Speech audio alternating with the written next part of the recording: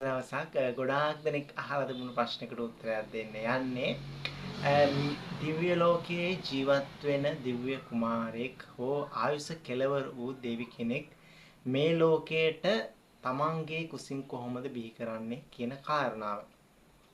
එතකොට දැනටමත් දරුපල නොමැතිව සිටින අම්මලා මේක බලන්න පුළුවන්. ඒ වගේම පින්වන්ත අම්මලා දරුවන් ලැබ සිටියත් පින්වන්ත මෑණියන් අම්මලා මේක බලන්න පුළුවන්. ඉතින් හැමෝටම තමයි මේ කාරණාව කියන්නේ.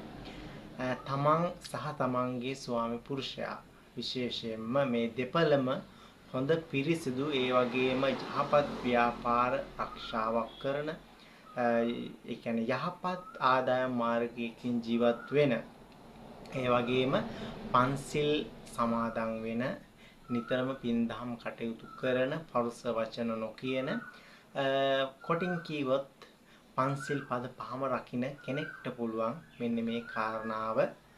ඒ කියන්නේ දිව්‍ය ලෝකේ ඉඳන් දිව්‍ය කුමාරයෙක් තමන්ගේ කුසට වඩම්ම ගන්න. මේකට ප්‍රතිපත්ති මාලාවක් තියෙනවා. මුලින්ම තමන් හොඳට සිල්වත් වෙන්න ඕන මාස 3ක් පමණ. මාස 3 හොඳට පේ වෙලා ඊට පස්සේ ඔයා යන්න ඕන අනුරාධපුරයට. ඔයා මේ මාස 3ේදී හොඳට මතක තියාගන්න මස් මාංශ කිසිම දෙයක් කන්න හොඳ නැහැ. විශේෂයෙන්ම පරුස වචන, ගා ගැනීම, බැන ගැනීම, ඒ වගේම කිසිම නීති විරෝධී දෙයක් නොකර සැකවෙන් කීවොත් පන්සිල් පද පහ හොඳට සමාදන් වෙන ඒක කැඩෙන්න නොදී ආරක්ෂා කරගෙන මාස 3න් පස්සේ යන්න ඕනි අනුරාධපුරේ ජයශ්‍රී මා බෝධින් වහන්සේ කාවට. ගිහින් තමන් ප්‍රාර්ථනා කරන්න ඕනි තමන්ට දිව්‍ය ලෝකේ දිව්‍ය ආයුෂ කෙලවර වන්නා වූ යම් දිව්‍ය කුමාරයෙක් හෝ දිව්‍ය රාජයෙක් තමන්ගේ කුසට වඩින්න කියලා 7 දවසක් බෝධි පූජා තියලා දවස් 7ේම කන්න ලව් කරන්න ඕන ජයශ්‍රී මා බෝධින් වහන්සේ අභියස. එතකොට ඔයාට ඔයාගේ කන් ලව් අහලා යම් දිව්‍ය කුමාරයෙක් හෝ දිව්‍ය රාජයෙක් ඔයාගේ ගුණ බලලා ඔයාගේ කුසට වඩින්න පුළුවන්. එතකොට මේ කුමාරයා මනුෂ්‍ය ලෝකයට පැමිණෙන්නෙම සියලු සැප සම්පත් අරගෙන. ඒ කියන්නේ තමන්ගේ අම්මටයි තාත්තටයි සැප සම්පත් නැතිනම් ඒ සෑම සියලු සම්පත්තියක්ම අරගෙන තමා මේ ලෝකෙට එන්නේ. එතකොට ඒ කුමාරයා බිහුණ ගමන් ඔයාලට සැප සම්පත් යාන වාහන හැම දෙයක්ම ලැබෙනවා.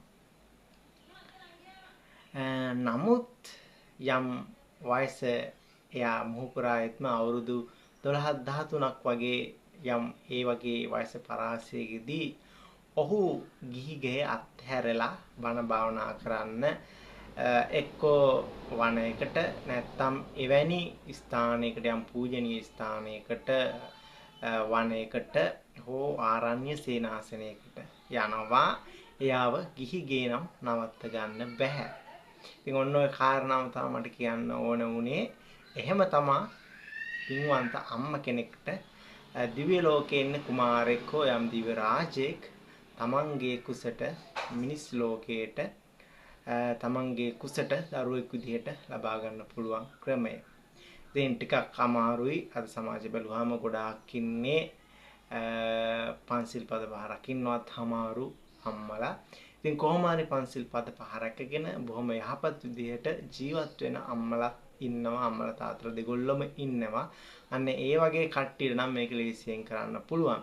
තමන් ළඟ සිල් නැති වෙන්න පුළුවන්. තමන් දුෂ්චරිතයේ යෙදෙන වෙන්න පුළුවන්. දුස්සීලකම තියෙන්න පුළුවන්. නමුත් ඔයා මාස 3ක් හොඳට පේ වෙලා ඒ විදිහට පන්සිල් පද පහ රැකගෙන ඒ විදිහට ඔයා කරොත් ඔයාටත් පින්වන්ත දරුවෙක් මේ ලෝකයට බිහි කරන්න පුළුවන්. එහෙනම් ගිහිල්ලා එන්න. ජය වේවා. තෙරුවන් සරණයි. මගේ YouTube channel එකත් subscribe කරන්න මතක ඇතුව ගිහිල්ලා එන්න. ජය